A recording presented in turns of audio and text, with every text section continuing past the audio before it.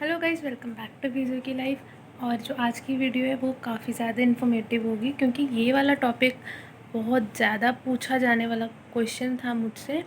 तो मैंने सोचा कि एक वीडियो बना देती हूँ आप सबके लिए जिसका ये डाउट था। तो without any delay let's begin to the video.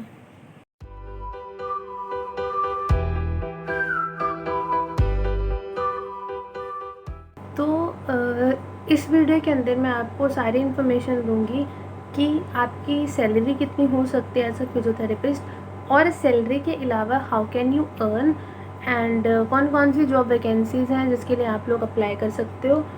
तो इस वीडियो को एंड तक देखना, काफ़ी ज़्यादा इन्फॉर्मेशन आपको मिल जाएगी इससे रिलेटेड। सबसे पहली चीज़, फिजियोथेरेपिस्ट की सैलरी के बारे में बात करेंगे। फिजियोथेरेपिस्ट की सैलरी, बहुत सारे लोग मुझसे क्वेश्चन पूछते हैं कि किसकी सैलरी ज़्यादा है, फिजियोथेरेपिस्ट की सैलरी ज़्यादा है या फिर ऑक्यूपेशनल थेरेपिस्ट की, नर्स की, फिजियोथेरेपिस्ट की। तो कंपैरिजन सबसे पहली चीज़ आप करना छोड़ दो, किसकी ज़्यादा है या फिर किसकी कम है, क्योंकि एक टाइम पे किसी की हो सकता है ज़्यादा हो या हो सकता है आपकी ज़्यादा हो। तो कंपैरिजन नहीं करना चाहिए। अब दूसरी चीज़ जो मेरे को सब पूछते हैं कि सैलरी कितनी होती है। तो सैलरी डिपेंड करती है हर एक हॉस्पिटल के ऊपर, हर एक इंस्टीट्यूशन के ऊपर कितनी होती है। कई लोगों की स्टार्टिंग सैलरी 25 to 30,000 होती है एंड कईयों की 40 to 50 भी जाती है। तो सैलरी डिपेंड करती है कुछ चीज़ों पे। सबसे पहली चीज़ होती है आपकी डिग्री क्या है, आप बीपीटी हो या फिर आप एमपीटी हो, उसके ऊपर डिपेंड करेगी। अगर आप बीपीटी हो तो थोड़ी सी सैलरी आपकी कम होगी, एमपीटी हो तो थोड़ी ज़्यादा होगी।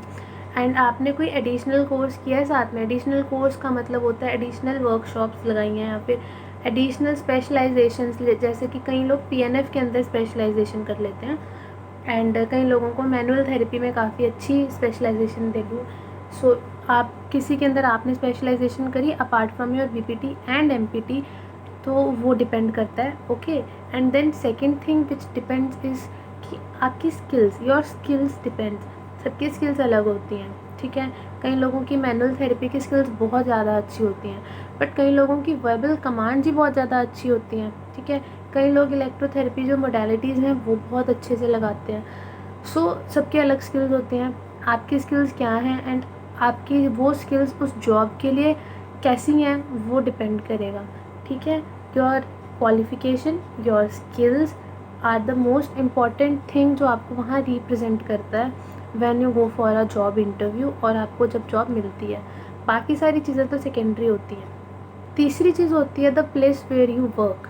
The place where you work obviously depends on your salary, directly depend करेगा।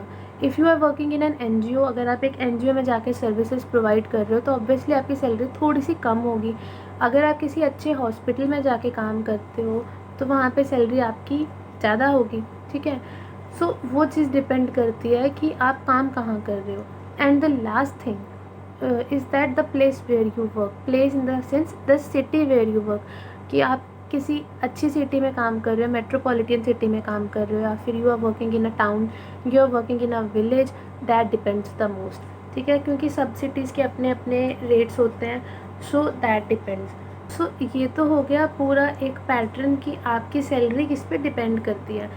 तो ये तो आपको पता होना चाहिए। एंड बहुत इम्पॉर्टेंट थिंग जो मैं अभी चीज़ आपके साथ शेयर करूँगी वो ये है कि आप जॉब कहाँ कहाँ कर सकते हो, कैसी कैसी जॉब वैकेंसीज़ होती हैं ये, ठीक है। तो सबसे पहली चीज़ जहाँ पे you can work is obviously a hospital. Hospitals के अंदर if you get a job तो आपको बहुत सारे पेशेंट्स देखने को मिलेंगे, ओपीडीज़ के अंदर, आईपीडीज़ के अंदर, आईसीयूज़ के अंदर, तो पेशेंट्स काफ़ी सारे होंगे, ठीक है। If you are working in an hospital, अगर आप लोग हॉस्पिटल्स में काम नहीं करते हो तो you can work in a clinic.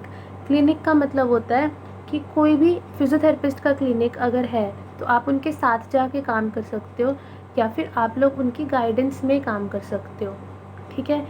If you can not work with any other person तो आप लोग अपना एक क्लिनिक खोल सकते हो। अपना क्लिनिक खोलना एंड देन उसकी अर्निंग्स करनी, इसके ऊपर मैं एक अलग से वीडियो शेयर करूँगी जिसमें मैं आपको बताऊँगी कि आप कैसे कर सकते हो सारी चीज़ें। And the third thing is working as a professor, working as a faculty member, like our faculties जो काम करते हैं, असिस्टेंट प्रोफेसर्स, तो ये सब you can work as a faculty.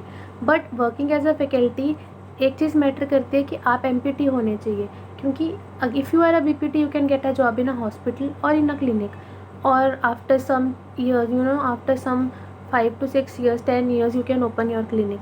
But if you are working as a professor, you are working as a faculty, then you should be MPT, क्योंकि आपने किसी को अगर पढ़ाना है, एजुकेशन देनी है, तो ऑब्वियसली दे प्रेफर कि कोई MPT या कोई PhD ही हो जो बच्चों को पढ़ाए, ठीक है।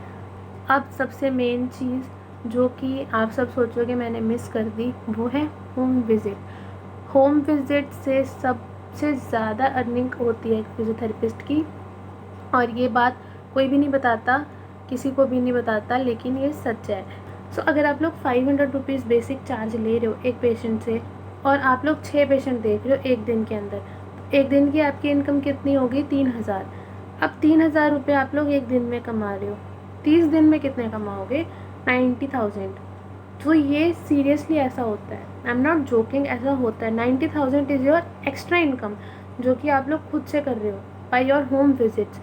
बाकी जो आपकी सैलरी आ रही है 20,000 30,000, वो इज़ योर सैलरी, जिसको वो चेंज आप नहीं कर सकते, वो कितनी रहेगी। बाकी होम विजिट्स आप जितनी आपके अंदर कैपेबिलिटी है आप उसको इंक्रीज़ कर सकते हो या फिर उसको डिक्रीज़ कर सकते हो। यू कैन इमेजिन कि फ्रॉम होम विजिट्स ओनली या फिर फ्रॉम योर क्लिनिक भी आई एम नॉट ज़्यादा रेफरेंस नहीं दे रही, because if you are working on your clinic तो क्लिनिक का अपना थोड़ा सा एक्सपेंसेस होते हैं, क्लिनिक का भी खर्चा होगा, आपके साथ जो काम करेंगे आप उनको भी सैलरी दोगे, और ये पैसा इज़ नथिंग। तो ये डिपेंड करेगा आपकी मेहनत के ऊपर। तो आप लोग जितनी ज़्यादा मेहनत करोगे ना, आपको उतने सारे आपकी अर्निंग्स उतनी ज़्यादा होंगी from home visits also. And job की तो चलो फिक्स सैलरी होती है। So it's all upon you and your skills, और आपकी मेहनत के ऊपर है। सो अभी तक आई होप आपको ये क्लियर हो गया होगा कि फिज़ियोथेरेपिस्ट की सैलरी कैसे होती है डिवाइड, मतलब कैसे डिपेंड करती है, और उस सैलरी के अलावा और कैसे पैसे हाउ कैन यू अर्न। तो इस चीज़ को ध्यान में रखना। And if you are pursuing physiotherapy, so अगर आपको मेरी ये वाली वीडियो अच्छी लगी होगी तो प्लीज़ लाइक करना, मेरे चैनल को सब्सक्राइब करना और कमेंट भी कर देना।